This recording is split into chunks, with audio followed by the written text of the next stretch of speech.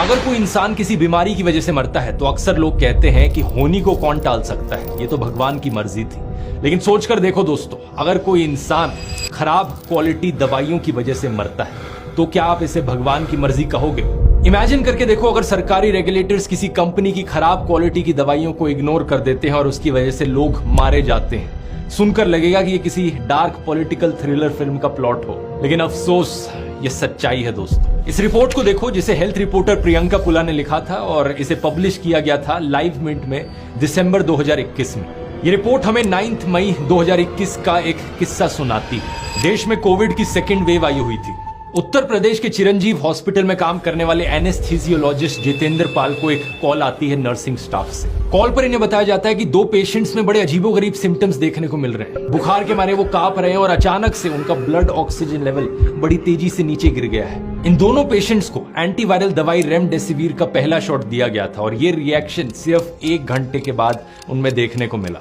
कमाल की बात यह थी कि इकलौता इंसिडेंट नहीं था। कुछ ही दिन पहले जितेंद्र पाल ने देखा था सेम चीज हो रही थी लाइफलाइन हॉस्पिटल के 4 पेशेंट्स के साथ। इन्वेस्टिगेशन करी तो पता चला इन दोनों हॉस्पिटल्स में पेशेंट्स को सेम दवाई का बैच दिया गया था, बैच V100167।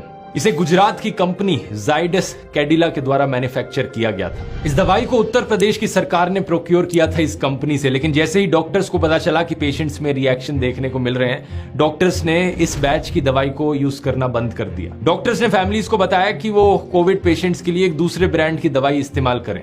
जितेंद्र पाल ने लाइव मिनट को बताया कि एक बार उन्होंने ये दवाई यूज करनी बंद करी तो पेशेंट की कंडीशंस इंप्रूव हो गई। लेकिन सिमिलर कहानियां उत्तर प्रदेश के कई सारे और हॉस्पिटल से भी आ रही थी। झांसी महारानी लक्ष्मीबाई मेडिकल कॉलेज, मेरठ का Lala Lajpat Rai memorial medical college और वाराणसी का आशीर्वाद एंड एपेक्स हॉस्पिटल।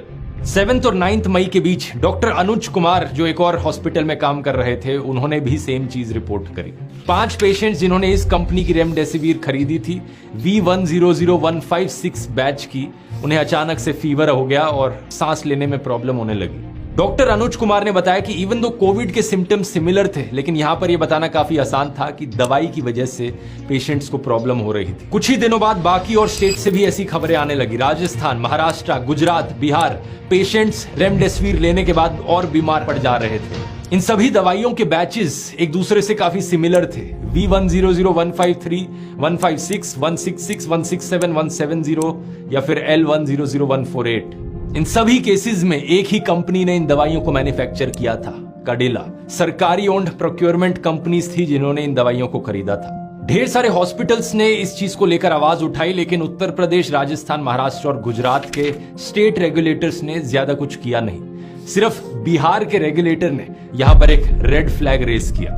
इन्होंने इस कंपनी की V100167 बैच की दवाइयों को टेस्ट कराया और पता चला कि एक्चुअली में इन दवाइयों में बैक्टीरियल एंडोटॉक्सिन्स मौजूद थे, वो कंपाउंड्स जिनकी वजह से इंसानों को फीवर हो सकता है और एक्सेस में लिया जाए तो सेप्टिक शॉक भी लग सकता है। जब ये बात सामने आई तो अक्टूबर में पटना सिविल कोर्ट में केस भी फाइल किया गया इस कंपनी के अगेंस्ट। बात यहां पर यह है कि इस कंपनी की मैन्युफैक्चरिंग यूनिट्स गुजरात में लोकेटेड थी और गुजरात FDCA की रिस्पॉन्सिबिलिटी थी कि ये चेक किया जाए कि इस कंपनी की सारी दवाइयां क्वालिटी स्टैंडर्ड्स मीट कर रही हैं या नहीं कर रही। इन्होंने ही एक्चुअली में लाइसेंस दिया था इस कंपनी को ये दवाई मैन्युफैक्चर करने के लिए। और जब ये रिपोर्ट्स आने लगी कि इनकी कुछ दवाइयां सब स्टैंडर्ड क्वालिटी की हैं, तो बिहार के रेगुलेटर ने गुजरात की FDCA को भी इन्फॉर्म किया था और इनकी रिस्पॉन्सिबिलिटी थी टेस्ट करना इन बैचेस को, लेकिन इन्होंने कोई टेस्टिंग नहीं करी।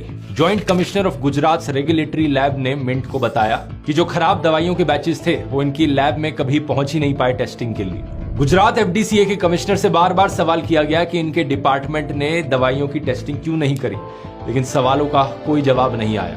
देश के ड्रग्स एंड कॉस्मेटिक्स कानून के अनुसार हर एक खराब बोतल इस दवाई की उसे वापस लिया जाना चाहिए था, लेकिन इसका भी कोई सबूत नहीं कि गुजरात के FDCA ने उन दवाइयों को वापस लिया हो। इस कंपनी कैडिला के स्पोक्स पर्सन से जब सवाल किया गया इन सारी रिपोर्ट्स को लेकर तो उन्होंने इन सारी चीजों को डिनाई किया। लेकिन अब इस पूरी कहानी में एक और शॉकिंग ट्विस्ट सुनिए। ये सब होने से 6 महीने पहले नवंबर 2020 में ही WHO यानी वर्ल्ड हेल्थ ऑर्गेनाइजेशन ने कह दिया था कि रेमडेसिविर को हमें नहीं यूज करना है। WHO ने एक बहुत बड़ी स्टडी करी थी 14,000 से ज्यादा लोगों पर, 450 से ज्यादा हॉस्पिटल्स में, 35 अलग अलग देशों के। इस स्टडी में पाया गया कि ये रेमडेसिविर एक्चुअली में कोविड के खिलाफ इफेक्टिव नहीं है। लेकिन फिर भी हमारी सरकार ने ना सिर्फ रेमडेसिविर को अप्रूव किया बल्कि इसकी प्रोडक्शन को बढ़ाने की भी बात करी। अप्रैल 2021 की सरकार की प्रेस रिलीज को देखिए। इस दवाई को ओरिजिनली एक अमेरिकन कंपनी के द्वारा डेवलप किया गया था और इंडिया में 7 इंडियन कंपनीज को इसका मैन्युफैक्चरिंग लाइसेंस मिला था। अब आप पूछोगे दोस्तों कि इस सब का इलेक्टोरल बॉन्ड से क्या कनेक्शन है दोस्तों, और बड़ा तगड़ा कनेक्शन है। लेकिन वो कनेक्शन बताने से पहले आप ये क्रोनोलॉजी एक बार ढंग से समझ लो। पहला, वर्ल्ड हेल्थ ऑर्गेनाइजेशन ने कहा कि रेमडेसिविर को नहीं इस्तेमाल किया जाना चाहिए। दूसरा, मोदी सरकार ने WHO के इस एडवाइस को इग्नोर किया और इस दवाई की प्रोडक्शन बढ़ाने को अप्रूव किया। तीसरा, इस दवाई को बनाने का अप्रूवल जाइडस कैडिला कंपनी को दिया गया गुजरात FDCA के द्वारा। चौथा, 5 अलग अलग स्टेट्स के हॉस्पिटल्स ने कहा कि इस दवाई के खराब बैचेस की वजह से कोविड पेशेंट्स की हालत बद से बदतर हो गई। पांचवा, बिहार के रेगुलेटर ने पाया कि इन खराब बैचेस में बैक्टीरियल एंडोटॉक्सिन्स मौजूद थे। ये खराब क्वालिटी की दवाइयां थी। और छठा, इस सब के बावजूद भी गुजरात FDCA ने इन खराब बैचेस की कोई टेस्टिंग नहीं करवाई। बीजेपी की सरकार सेंटर में भी थी और गुजरात में भी थी। और अब हमें इलेक्टोरल बॉन्ड्स के डेटा के जरिए पता चलता है कि ये जाइडस कैडिला कंपनी ने 18 करोड़ रुपए डोनेट किए बीजेपी को इलेक्टोरल बॉन्ड्स के जरिए। मैं सिर्फ एक सवाल प्रधानमंत्री मोदी से करना चाहूंगा, क्या आम इंसान की जान की भी कोई कीमत नहीं है क्या? इस कंपनी ने 3 करोड़ रुपए कांग्रेस को भी डोनेट किए जो उस वक्त राजस्थान में पावर में थी, और 8 करोड़ रुपए बीजेपी की एलआई SKM सिक्किम क्रांतिकारी मोर्चा को भी डोनेट किए जो 2019 से सिक्किम में पावर में है। इस पॉलिटिकल पार्टी को तो 5 कंपनी से डोनेशंस मिली थी और उनमें से 4 कंपनीज फार्मा कंपनीज थी। सिक्किम को एक फार्मा हब कंसिडर किया जाता है और देखकर लगता है कि SKM ने भी इसका पूरा फायदा उठाया। जाइडस कैडिला भी दोस्तों इकलौती ऐसी कंपनी नहीं है। इसके अलावा एक फार्मा कंपनी है ग्लेनमार्क फार्मास्यूटिकल्स। इसे 2022 और 2023 के बीच में 5 नोटिस दिए गए सब स्टैंडर्ड ड्रग्स की वजह से। इनमें से 4 notice Maharashtra food and drugs administration ने दिए थे। इस कंपनी की जो ब्लड प्रेशर रेगुलेट करने की दवाई थी उसे सब स्टैंडर्ड बताया गया। और अब हम इलेक्टोरल बॉन्ड्स डेटा के जरिए जानते हैं कि इस कंपनी ने 9.75 करोड़ रुपीस की इलेक्टोरल बॉन्ड्स खरीदी थी नवंबर 2022 में, और इन सारी बॉन्ड्स को बीजेपी ने इनकैश किया। प्रधानमंत्री मोदी ने फिट इंडिया मूवमेंट लॉन्च करी थी कुछ साल पहले। मैं पूछना चाहूंगा, क्या यही है आपका फिट इंडिया? एक और गुजरात बेस्ड कंपनी को देखिए, टोरेंट फार्मा नाम से। इसकी एंटी प्लेटलेट दवाई डेप्लाट 150 ने सैलिसाइलिक एसिड टेस्ट फेल कर दिया था। Maharashtra food and drug administration ने इसे खराब क्वालिटी का बताया 2018 में।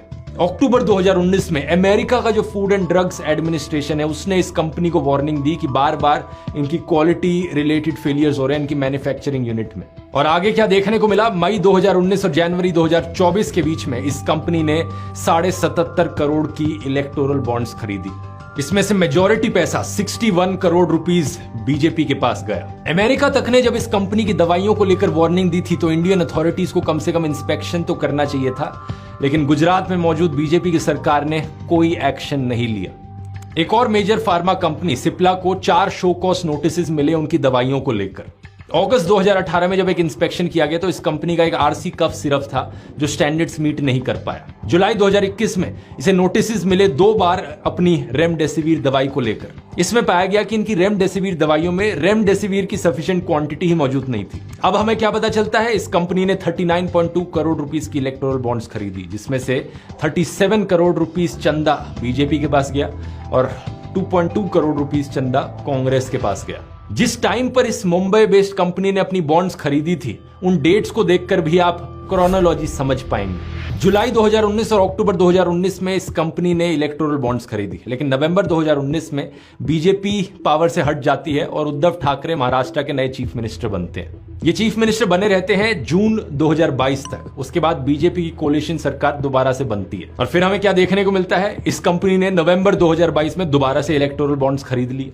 चंदा दो धंधा लो, ये जो स्कीम है यहाँ पर, ये इलेक्टोरल बॉन्ड घोटाले का सिर्फ एक हिस्सा है।